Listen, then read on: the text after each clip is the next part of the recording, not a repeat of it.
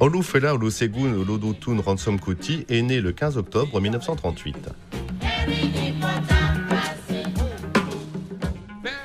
Connu sous son nom de scène Fela Kuti, il a mené une vie remplie de courage, de mystère et de pure passion pour un Nigeria meilleur.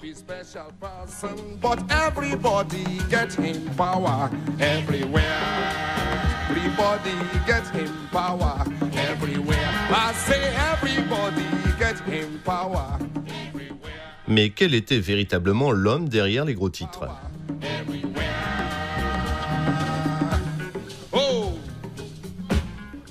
Fela a grandi dans la ville d'Abeokuta, la capitale de l'État d'Ogun, dans le sud-ouest du Nigeria. Ses parents étaient des piliers de la société locale. Sa mère, Funmilayo, était enseignante, aristocrate et féministe, tandis que son père, Israel, était un prédicateur anglican et le premier président de la Nigerian Union of Teachers. Il prévoyait des carrières dans la médecine pour leurs 3 fils, Olikoye, Beko et Fela. Même si ses 2 frères finiront par devenir médecins, le parcours de Fela prend un tour différent dès l'âge de 8 ans. C'est à cette époque que Fela apprend le piano et la batterie. Il dirige également la chorale de son école.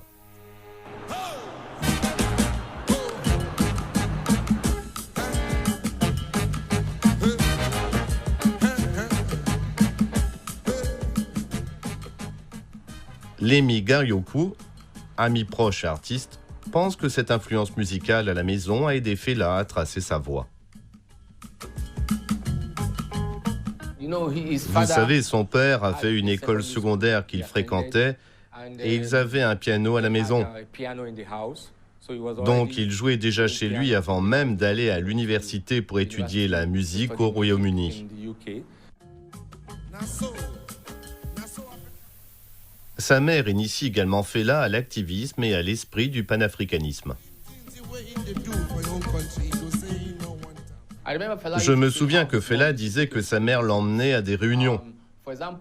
Par exemple, sa mère était une associée du Ghanéen Kwame Nkrumah. Il a raconté qu'une fois, Nkrumah est venu au Nigeria sur un bateau et que sa mère devait aller le rencontrer sur ce bateau. Elle l'a emmené avec elle. Il était là quand sa mère a rencontré Nkrumah. Il était très jeune. Ces expériences façonneront plus tard le type de musique que Fela écrira.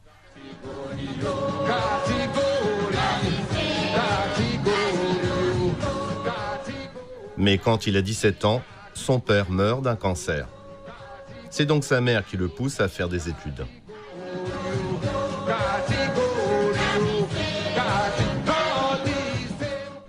Fela va à Londres pour étudier la médecine.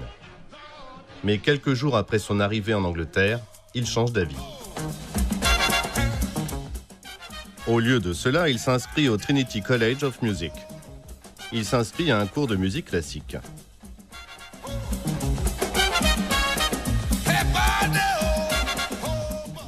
Ce n'était pas son intention initiale, mais en arrivant à Londres, le destin suit son cours. Mon arrière-grand-père était musicien. C'était un révérend. Il a composé beaucoup de chansons chrétiennes en Yoruba. Donc la musique est dans notre lignée depuis longtemps. Et je pense que cela a peut-être aussi influencé Fela. C'est juste qu'il n'a pas pris la voie chrétienne, il a pris un autre chemin. Fela passe les 3 années suivantes au Trinity College.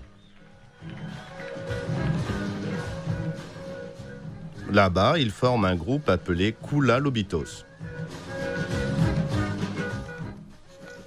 Grâce à son talent à la trompette, Fela joue un son dansant unique et inspirant appelé highlife.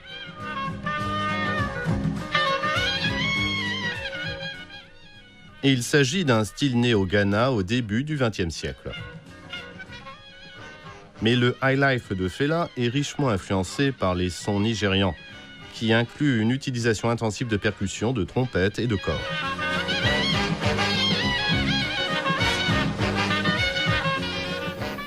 Lors d'une fête à Londres, il rencontre son premier véritable amour, une jeune fille nigériane qui étudie pour devenir secrétaire. Fela, 23 ans, épouse Remi Lekun Taylor, qui n'a que 20 ans.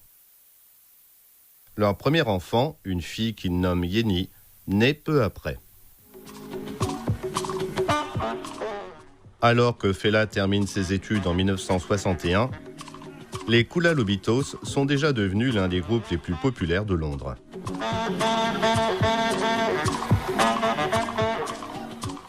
La formation est alors à l'avant-garde de l'engouement du milieu underground londonien pour la musique de danse africaine.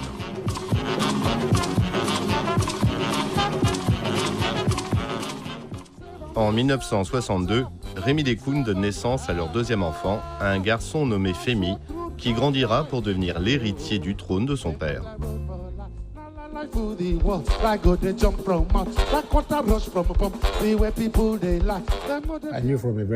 Comme il y avait de la musique tout autour de moi, j'ai su dès mon plus jeune âge qu'il n'était pas le genre de père conventionnel qui s'assoit à la maison, dit « fais tes devoirs, blablabla ». C'était plutôt quelqu'un de très joyeux qui voulait juste être dehors pour passer un bon moment.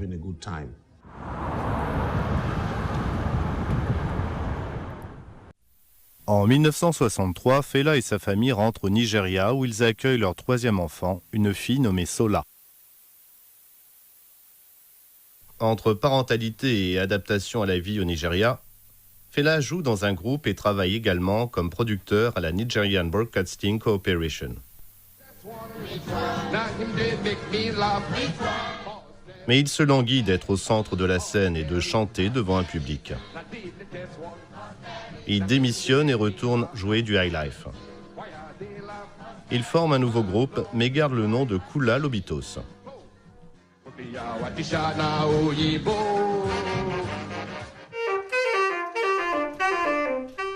Kajudeen Olaleko se souvient que cette transition l'a conduit à une amitié de toute une vie avec le maestro de la musique.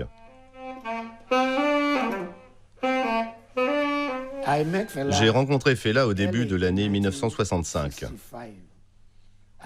J'ai lu qu'il essayait de former un groupe de highlife.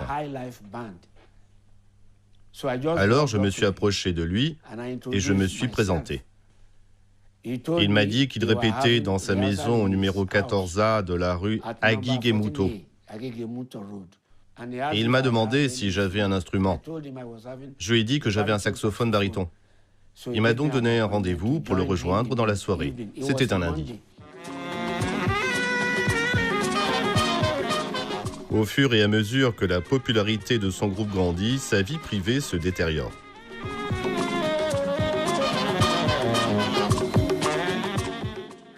Sa femme, Remi Lekun, ne supporte plus ce qu'elle appelle la vie trépidante de Fela. La star du highlife et Remi Lekun décident de vivre séparément. Les enfants ont tout de même la chance de pouvoir passer du temps avec leur père. Les jam sessions du dimanche duraient de 3 à 7 heures et c'était le seul jour où ma mère nous permettait d'aller voir mon père. Je dansais toujours sur la piste juste devant mon père, puis j'ai pris conscience. Et c'était grâce aux fans de mon père qui me demandaient toujours « Quand seras-tu musicien? Ne vas-tu pas devenir musicien? Seras-tu comme ton père ?» Blablabla. Alors j'ai décidé de mettre ça dans mon esprit comme un poison. Le talent et la maîtrise musicale de Fela sont transmis à son groupe par le biais de répétitions rigoureuses.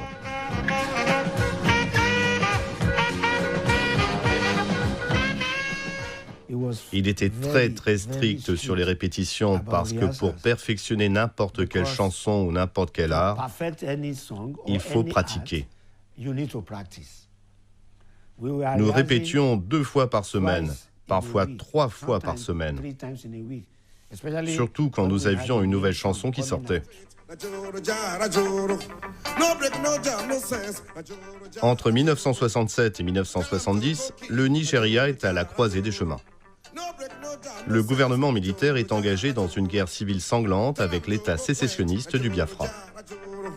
No break, no job, no sense. Na Joro, Jara, Joro, go and kill. Go and die. Go and quench. Pendant ce temps, la popularité musicale de Fela est sur une spirale descendante. Les Nigérians ne dansent plus le high life.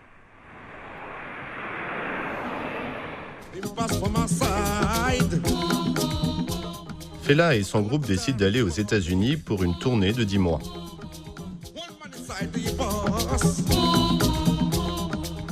Il est parti, il se disait « Oh, ils n'aiment pas mon jazz high life ici. Je vais aux États-Unis.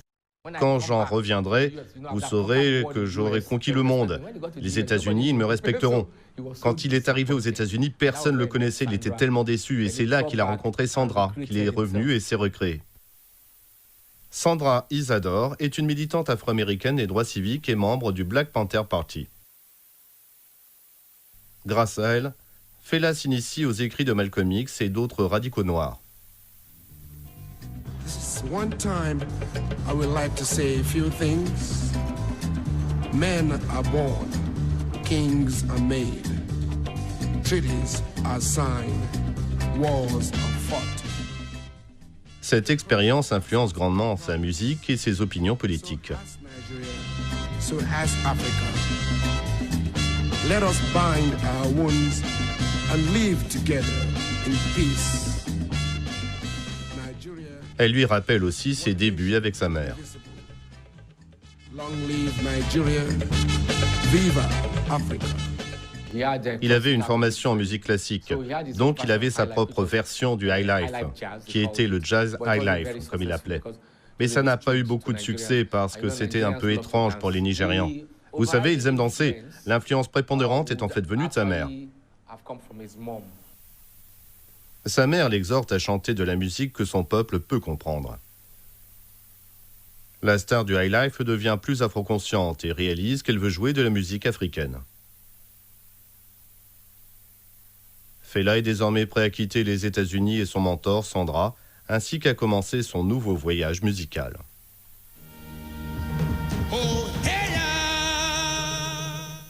Sa chanson « My Lady Frustration » fait découvrir au monde son nouveau son, l'afrobeat.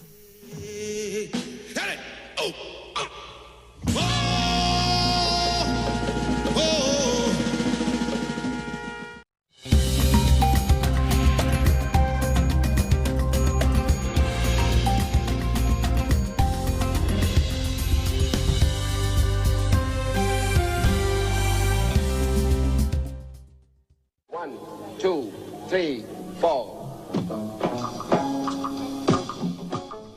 L'afrobeat est célèbre pour ses rythmes, ses danseurs et ses nombreux instruments.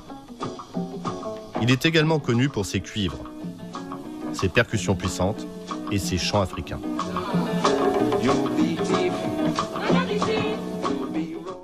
Avec la naissance de l'afrobeat, son groupe change de nom.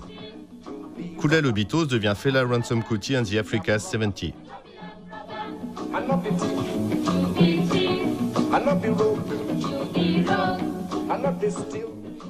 En 1970, il rentre dans son pays natal. Après notre première tournée américaine en 1969, il a changé de personnalité. Il a commencé à chanter sur les choses qui se passaient autour de nous. Il essayait d'ouvrir les esprits, les cœurs des gens, les yeux des gens afin que nous puissions penser, raisonner et prendre des mesures pour notre bien. Oui, si vous êtes en Angleterre, la musique peut être un instrument de plaisir. Vous pouvez chanter sur l'amour, vous pouvez chanter sur la prochaine personne avec qui vous allez coucher. Mais dans mon environnement, ma société est sous-développée à cause d'un système étranger à notre peuple.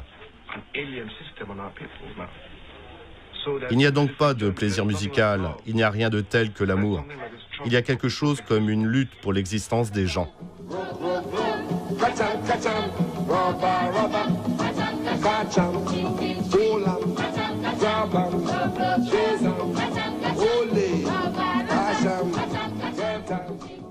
Sa musique signifiait plus pour nous tous, et c'était probablement parce que nous vivions ce dont sa musique parlait.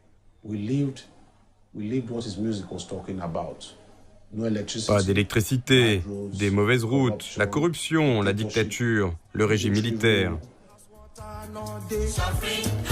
Them go reach bed power no day. Them go reach road go slow go come. Them go reach road police go slap. Them go reach road army. Donc peu importe ce qu'on faisait quand on était jeune, on s'est retrouvés à l'écouter tout le temps et en grandissant, on comprenait ce qu'il disait ou ce qu'était sa vie.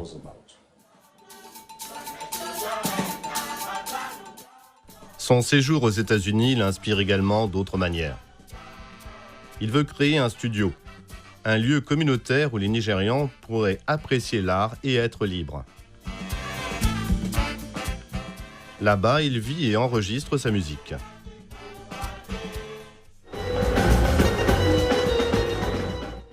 Un an plus tard, il ouvre une boîte de nuit appelée le Shrine.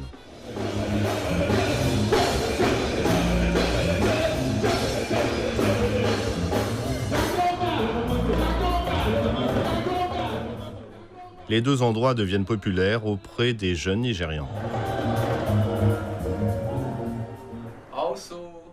Pendant ce temps, Lémi, qui vient d'obtenir son diplôme d'études secondaires, attend d'entrer à l'université. Son père veut qu'il devienne ingénieur en mécanique. Mais comme Fela, il a la passion de l'art. Lorsque Fela sort un mini-album intitulé The Buffalo Flow Fight, Lémi en conçoit une couverture. Un journaliste qui connaît Fela le rencontre et lui demande de faire un portrait de Fela. Il lui promet de présenter l'artiste au génie de la musique. Quand Fela a vu le portrait, il a tellement aimé qu'il a dit « Wow, bon sang !» Je n'avais jamais entendu ces mots auparavant. Fela a apporté son carnet de chèques et y a écrit 120 naira. C'est 4 fois ce que je gagnais. Quand il m'a tendu le chèque, intérieurement, je me suis dit non. J'ai rendu le chèque, j'ai dit non Fela, je te le donne du fond du cœur.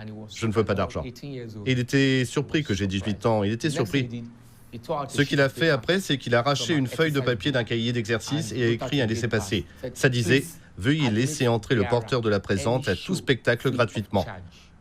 J'ai pris ça, c'était mon billet pour Kalakuta, pour le Shrine et pour mon destin.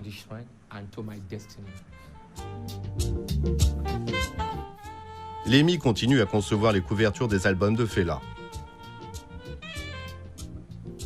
Il en fera 26. Il devient également un ami proche et un confident de Fela, partageant ses vues panafricaines. Le nom de Fela Kuti commence à être connu au-delà des frontières du Nigeria. Cela lui donne la confiance nécessaire pour diffuser le message de l'afrobeat. Il utilise le Shrine comme plateforme pour encourager la résistance à la dictature et promouvoir le socialisme panafricain.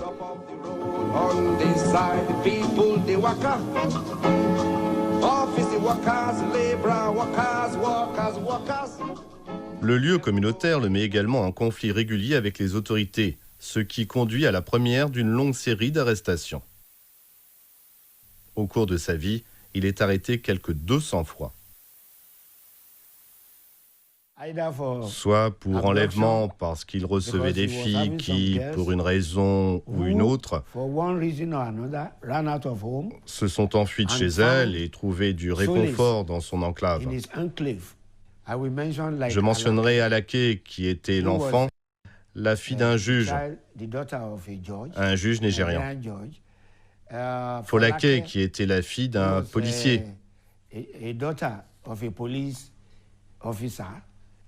C'est pour cela qu'il a été arrêté et parfois, quand il se mettait à fumer du chanvre indien, il a été arrêté, mis derrière les barreaux pour ce genre de choses et ensuite pour qu'on ne parle pas de ses chansons.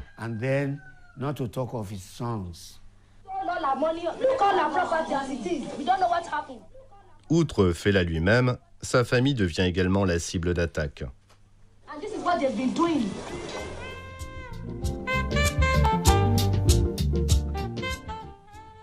En avril 1974, Fela est de nouveau arrêté.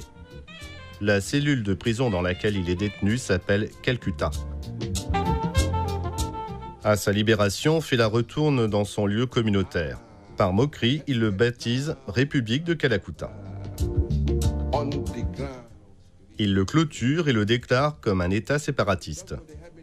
Il le garde jalousement et le gère comme son propre fief. Il avait ses lois à Kalakuta. Il avait aussi sa propre prison à Kalakuta. Donc il était le juge à Kalakuta. S'il y avait un problème, il tenait un procès. On l'entendait dire « Silence, la cour !» Tout le monde devait se taire. Ils appelaient les deux personnes, peut-être deux femmes qui se battaient ou deux gars qui se battaient. Ils disaient « Ouais, racontez-moi votre histoire ». Même si Fela est juge, juré et geôlier dans sa communauté, son engagement envers son premier amour, la musique, ne faiblit jamais.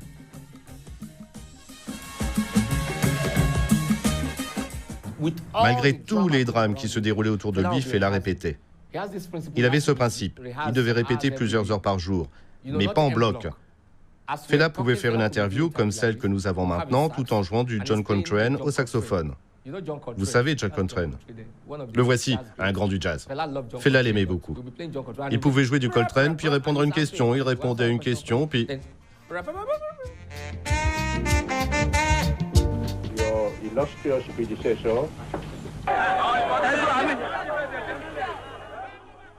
Par le biais de la musique, il souligne les maux auxquels son pays est confronté. Il l'utilise pour lancer des attaques cinglantes contre le gouvernement. Il l'utilise pour inciter son public à agir. Voyez-vous, nous n'avons besoin que d'un seul bon gouvernement, un gouvernement honnête, progressiste et qui sait ce qu'il fait. Pas de diplomatie, pas de compromis, pas d'accord. Pas de marxisme-léninisme, pas de capitalisme, mais de l'africanisme. Entre musique et activisme, il est souvent derrière les barreaux pour diverses accusations. Il change son deuxième prénom en Anikulapo, qui se traduit par celui qui porte la mort dans sa gibecière. Mais plus que tout au monde, Fela est dévoué à sa mère. Malgré les nombreux raids de l'armée sur la République de Kalakuta, elle reste aux côtés de son fils.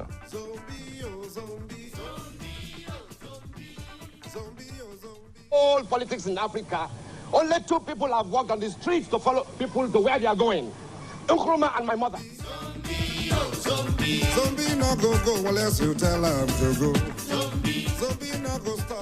Au début de l'année 1977, Fela Kuti et son groupe Africa 70 sortent Zombie, un mini-album de 2 titres ouvertement antimilitaires.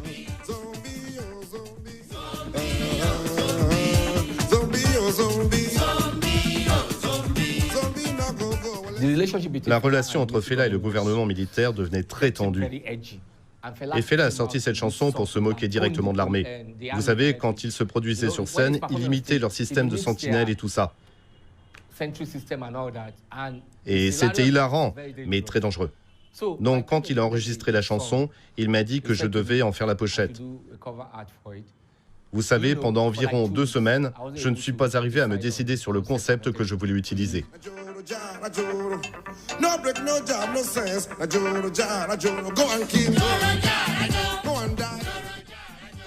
Fela remet en question l'obéissance aveugle des soldats nigérians dans l'exécution des ordres.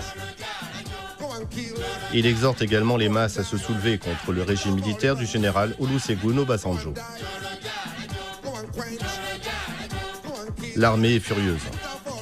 Le 18 février 1977, elle répond par la force.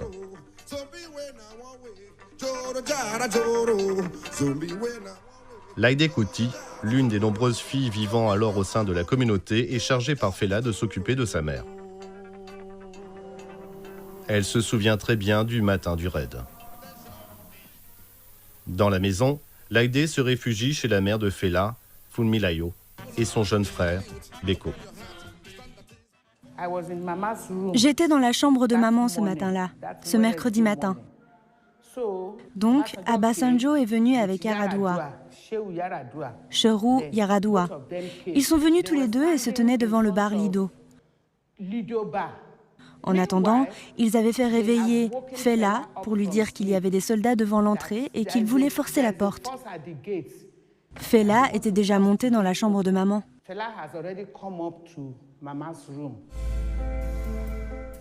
Un millier de militaires sont impliqués dans l'attaque du complexe.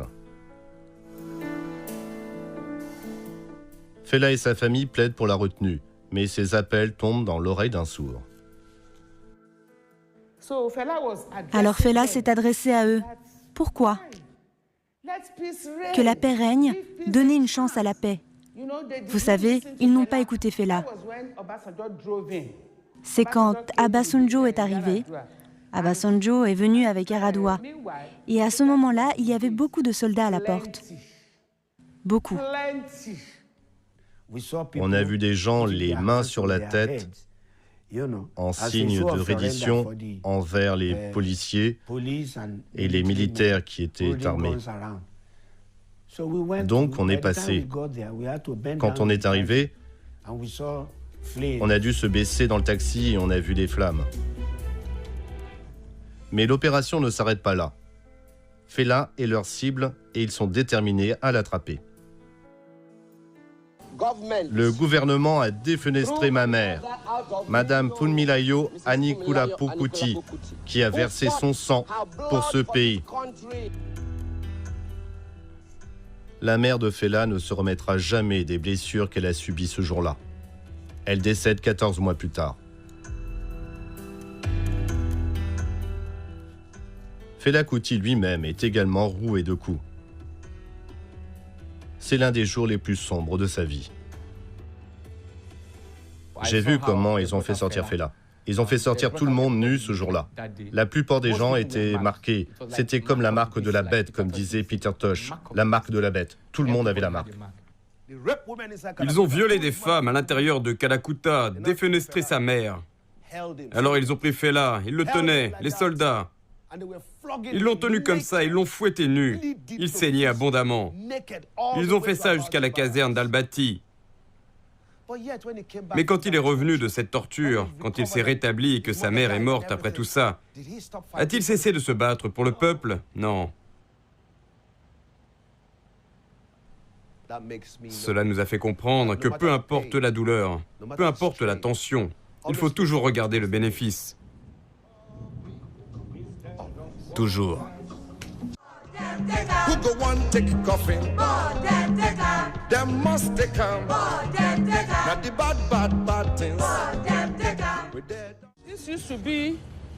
C'était notre piscine. C'est là que se trouvait notre piscine. On avait une piscine ici. On avait un bâtiment ici.